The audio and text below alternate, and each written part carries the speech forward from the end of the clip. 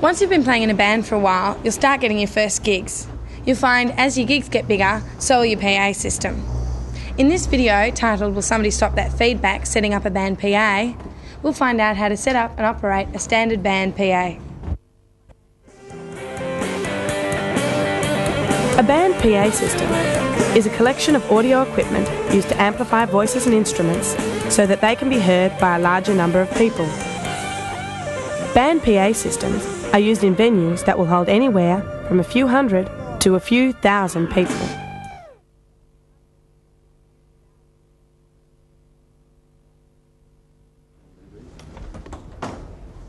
If you are planning to hire a full band system, it is important to work out how much it will cost and what is involved.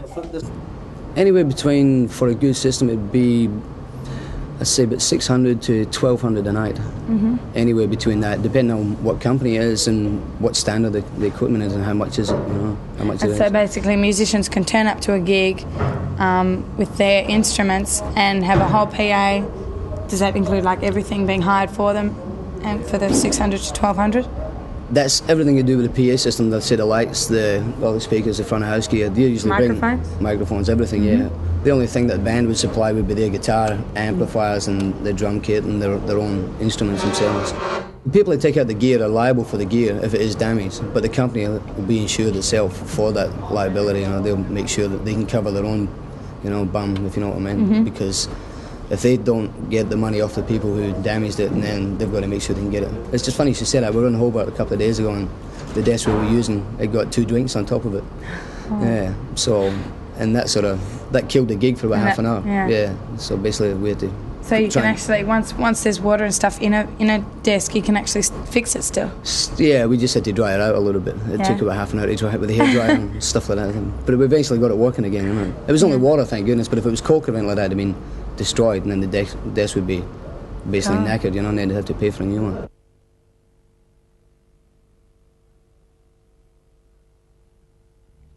Loading in is an important part of setting up for a gig. It might look easy, but loading in is a specialist job requiring specialist people. Brian Henderson is a production manager. One of the roles of the production manager is to supervise the loading in of the PA system. If you've got a big rig, we're using a fairly sort of big pub rig at the moment. We're trying to get as many people to help us as possible, So how many would you need? Well, we've got about 7 of us now, Gosh. So, yeah, generally it's to get it in. If there's no stairs, which we haven't got today, which is good. But if we've got stairs, then we've got to employ, a good 12 people or something to lift up the stairs. There's a lot of heavy gear. Right. A lot of heavy gear. Is that what you meant by by getting in? Yeah. Basically, it's just getting as many people as you can to get up as quick as possible and get everything wired, and then the band can and then do the check. What are some of the most common problems that you have when you're unloading? When we're unloading, getting rained on. That's always a good one. Trying to get into venues is always a good one as well. Trying to open venues. Most of the time you get here and the managers aren't even here, and you can't find anybody. You got to knock around windows. But once we actually get in, is trying to position everything. As I said, get it up and out of the way as quick as possible. Usually that's the quickest problem. The most problem we have is getting all the gear out of the way so we can move around and get all the wiring done. That is the main thing we have. But stairs can be a big problem as well. If you're carrying a big rig. Stairs are, especially in Sydney, not so much in Melbourne, but Sydney are really famous for having lots of stairs. So you've got to hump all the gear all the way up and then all the way back down again. At most gigs, there are people employed just to bring the PA gear from the truck into the venue. These people are called luggers or loaders. Loaders are basically hired to help you lift and place equipment. Technical stuff, some guys know a little bit about it, some guys don't. They're just basically to help you out with all the heavy stuff, so you've got more time to spend on your actual gig. Some of the road crew are also employed to maintain equipment and instruments. These people are called roadies. Lots of guys have separate responsibilities. Mine is to look after all the stage gear, which includes drums, amplifiers, keyboards and guitars. So regular maintenance and upkeep of them all, make sure they're all working. They break, fix them. What sort of safety considerations do you take when you're loading all this heavy equipment? That's a very good question. With road crews, safety usually comes with the amount of time you actually spend doing the job. A lot of guys when they first start off, they're very gung-ho and go a lot too fast than they're good, and that's when accidents start to happen. Basically, take your time, know what you're doing, and look first before you leap. How long does it take to set up a PA of this size? This will take about 4 hours today, up until a sound check. And it takes does it take longer to unload or load? To come into a show, it takes longer to set up than what it does to pull down. We'll have this pulled down in about an hour and 45 minutes on the truck.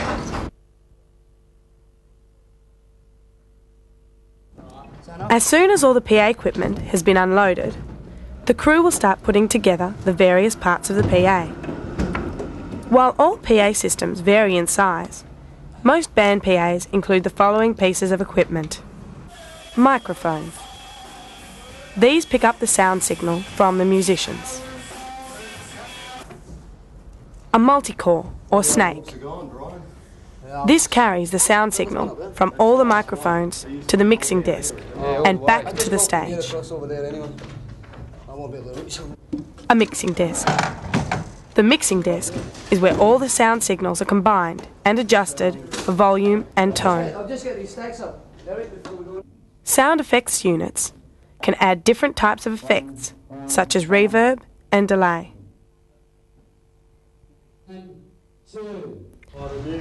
Amplifiers. These make the sound signal louder. Front of house speakers. These turn the sound signals into sound waves, which the audience hear. Another important part of the band PA is the foldback or monitor system.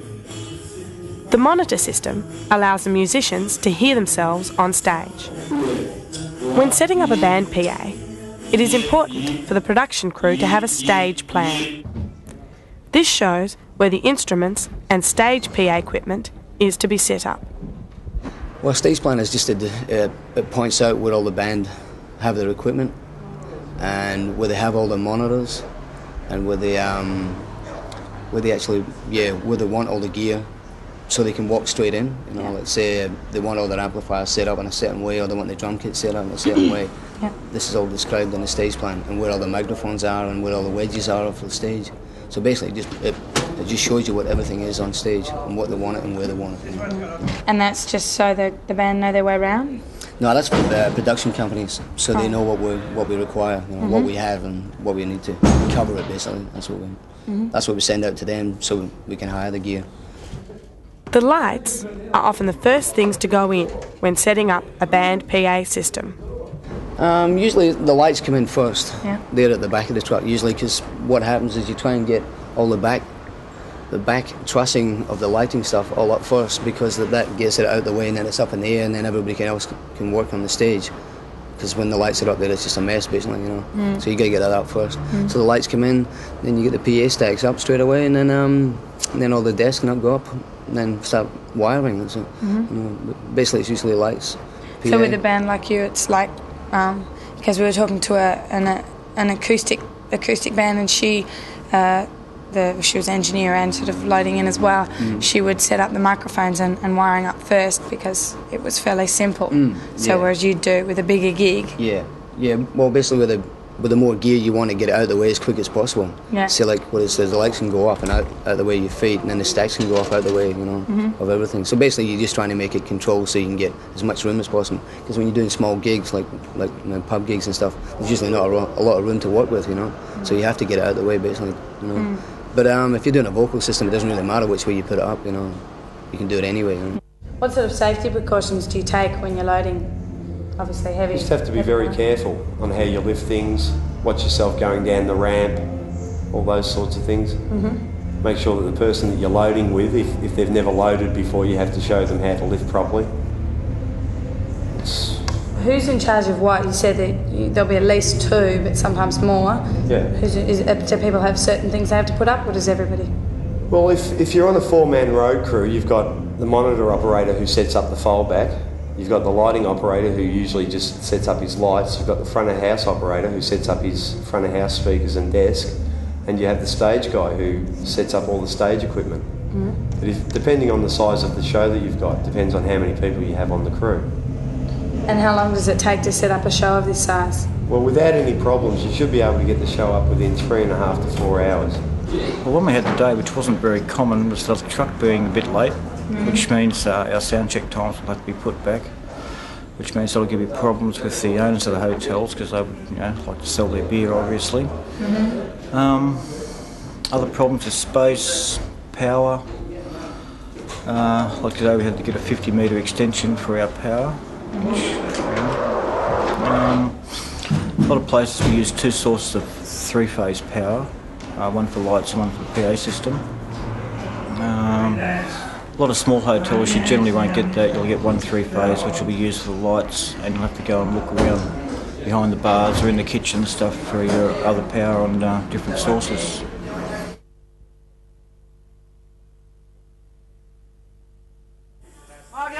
Once the PA system is set up and all the leads have been connected, the first thing the front of house mixer will do is a line check to test that all the lines are working. Yeah, the band comes from the stage and we run lines down to the desk and they all come in individual lines. And so we've got the drums on this side and we've got guitars and bass and all the vocals up here. And basically they run down, the desk runs up and down the way. So each little module here is for each channel. And this is the volume, obviously. Then we go further up a bit and we've got all the subgroups where you sub them into here. So say like the way I've got it is I've got the drums and the instruments and the vocals and they're all sub from here.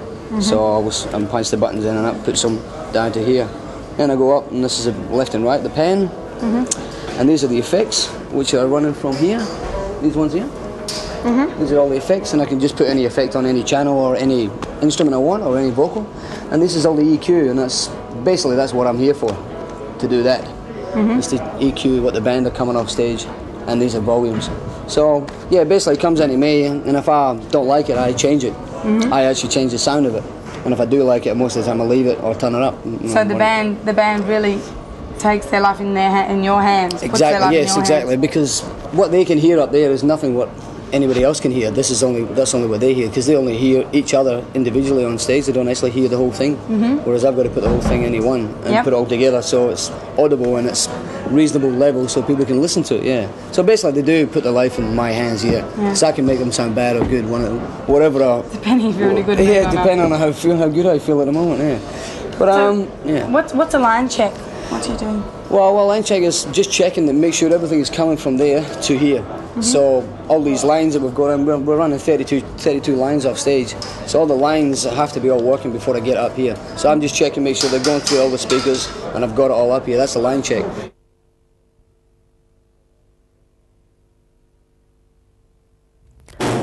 Once the front of house sound technician is satisfied that all the lines are working, the front of house sound technician will get the band to play their instruments. This is called a sound check. Then the actual sound check is going through it and trying to fine tuning it, EQing it, and bringing everything up and down and level and turn the band to too loud. And so basically that's what a sound check does. Earlier, before you were talking into one microphone for quite a while. Now, what was that to do? Well, that's the EQ of the PA itself, because all I do is I bring it up and I bring it into one of the channels here, and I just talk through it, and I can tell by talking through it what frequencies need to be pulled out. Yeah. Then I just go at the graphic up the back here, and I just pull them out as I want them. This is all the frequency range of the actual your audible range, what you can hear, and any ones that are prominent or too much in there, I just pull them out slightly from here. Yeah. So basically, yeah, that's why I'm talking through the actual PA, just to pull it out and make sure it's all even. So you don't want any peaks. You don't want any peaks in the speakers, because if you get peaks, I'll just hurt your ears basically. And so will that also pull out feedback? That will pull out feedback, yes.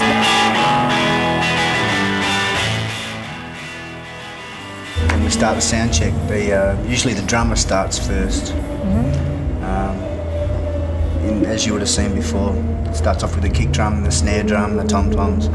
They go through, then the bass player comes on, that's my part, and the guitarists and the pretty things on top come later. The sound check is an opportunity to try things before an audience arrives, so you know that everything's going to be working when you walk on stage. There was a time when bands would walk on stage and tune up on stage. That was the norm of the time, you know, but it's frowned upon these days. People expect you to walk on stage and bang, go. And to allow yourself the luxury of doing that, you have to do a sound check. We also, the kind of band we are, use sound checks for learning songs sometimes. Yeah. Often the way the music's written is sort of on acoustic instruments, so we might have a few run-throughs in a hotel room on the acoustic guitar and a few other things, and then we try it with the whole band at the sound check. We can learn songs fairly quickly that way. Well, the idea of sound checking is to get the band happy on stage for their sound and what they require and what they need on stage, and to get it sounding good out the front. And depending on which room you're doing, you know, some rooms you definitely have to do sound check all the time because they are really hard and they're not very good acoustics in the rooms, you know. The actual sound of the room isn't good, so you have to really mess around with it a lot, and that's mainly why we do a sound check. But when we do with new systems like we're picking up now, we have to do one all the time. Doesn't matter what room it is or where we are, we have to do one because the band need to get all their levels and stuff on stage. They have to be all sort of fine-tuned to the right level, so they know what they're going, and they know what they've got, and they know what they're dealing with. They know what to expect, basically, because we don't really do many gigs where we just walk straight on stage without having tried using the gear before, you know, because that to us is really it gets really complex, you know. It gets really hard because the band always mess around too much trying to find the level on stage with what they've got, what they're using. So it's always best to go in first. It's basically just the sound check is to make sure everything is working the way you want it or the band wants it. Mainly what you're trying to get rid of is all the bad frequencies again. Like say all the bottom end rumbles too much or the top end squealing or something, you've got to pull that out. And when you've got a room which isn't so good on like the actual acoustics of the room itself, then you have to really play around with it. And the problem is with doing a sound check, which is another big problem, is when you do a sound check and there's nobody in the room, then when you get people into the room, then it changes it, because say there's 600 people in here now, there's going to be a lot of difference. The sound is going to change a lot, and it's not going to come out as much as you think it is. So it gets absorbed by the people, and it changes the actual sound of the room as well. So you have to really sort of know what you're sound checking for. You're not sound checking just to make it sound pretty in the room while there's nobody in here. You try and make it so it's going to sound good when there is 800 or 600 people in here, whatever.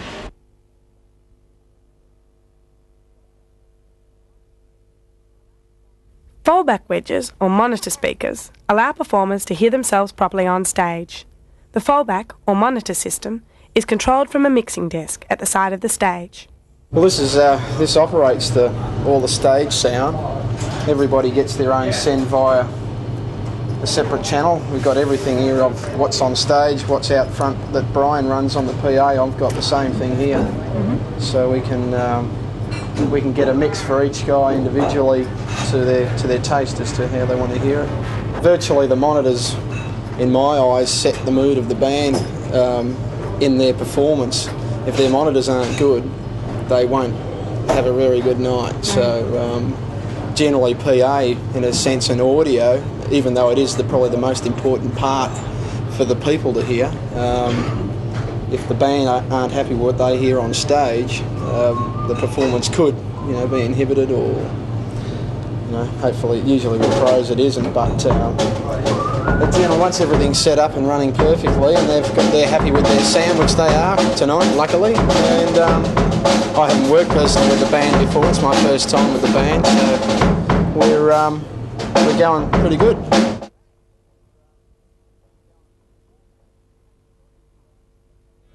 Support acts are an important part of any live performance. The opportunity to choose your own support bands is a really good thing, because one, you can help your friends for a start, and two, you don't have to perform with other bands that you might not like. At least you can present a continuity in the show. You can Style by of choosing music. acts that complement you. When you're on tour, often that privilege is taken out of your hands, because either you'll go to a place where you don't know a band, or what often happens in the more remote parts of Australia, bands are employed to play at a club for, say, 3 weeks. If a larger band comes into town, then they are automatically the support group. Those bands can range from being quite good to diabolical, you know. So that's the chance you take. But whenever we get the chance to choose our own support bands, we want to, and we try and choose them conscientiously, both for our own enjoyment and for the people that are coming to the show.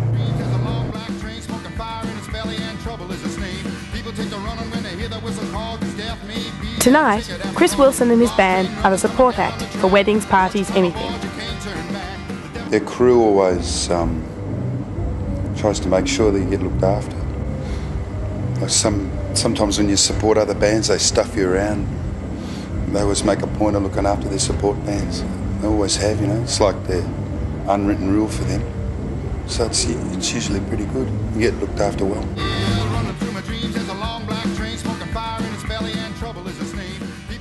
I think you do them for fun, because you like the other band that's playing. You do them, I guess, initially because you hope that, you know, you'll attract some of their audience to your gigs.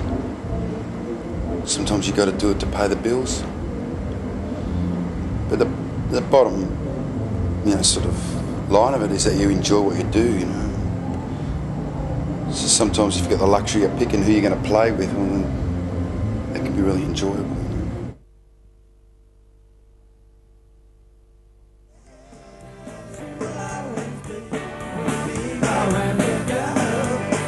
By the time the band finally get on stage, it will be almost 10 hours since the first road case was rolled off the back of the truck. The live performance is one of the most exciting parts of contemporary rock music. It is also where most of the problems can occur. We've had a few minor disasters, like you know, lighting things falling down, mixing desks getting spilled.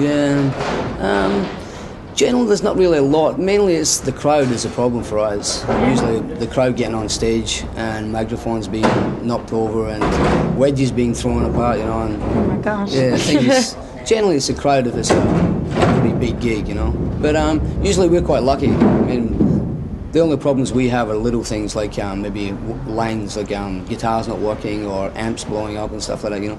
But we'll be fairly lucky. We don't have really too many big problems, you know. I mean, I've heard of a lot of things like PA stacks falling down and stuff like that on top of people and stuff, but yeah, we're sort of fairly good at that. So. There is a lot of things that can go wrong. A lot of things that go wrong. The main things that go wrong are like things cutting out, like channels, maybe losing the vocal, or losing the guitar, or losing the drums, or something like that. Some things. What causes that? Well, leads get wasted while people are standing on them. Things cut out, things break, solders break off from where they were internally, you know, from other things.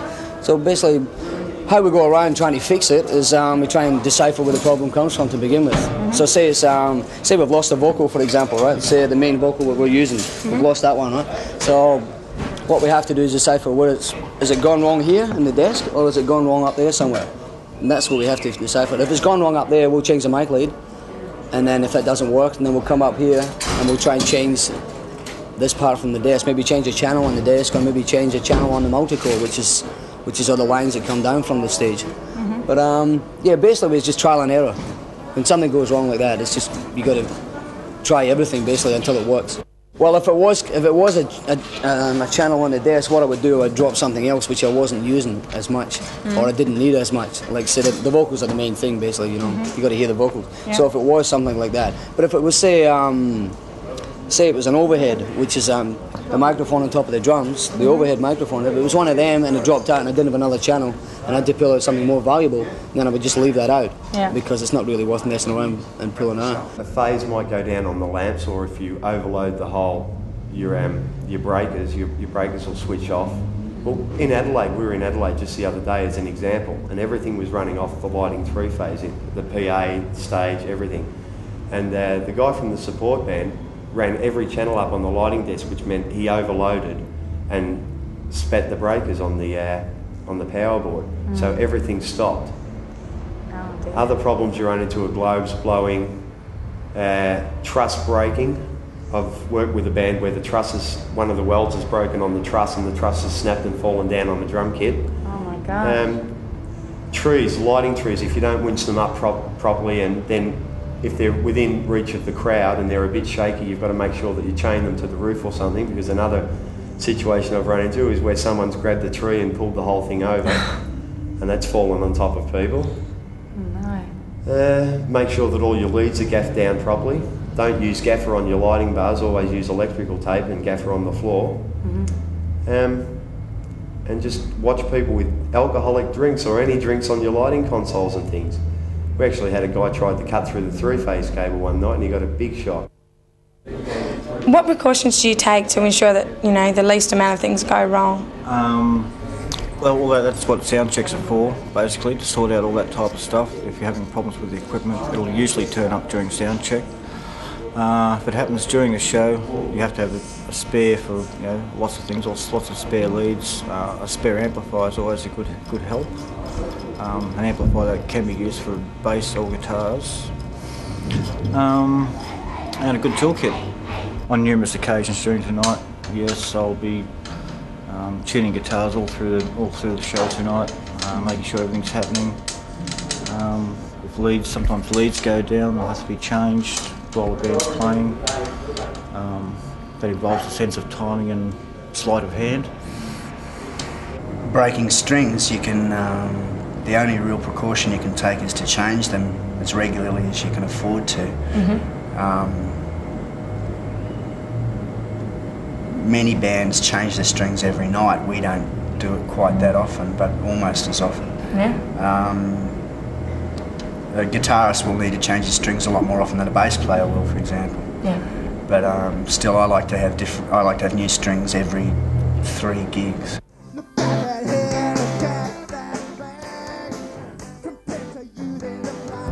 Now we know how to set up and operate a band PA. We've also learned what a sound check is and about having a good stage plan.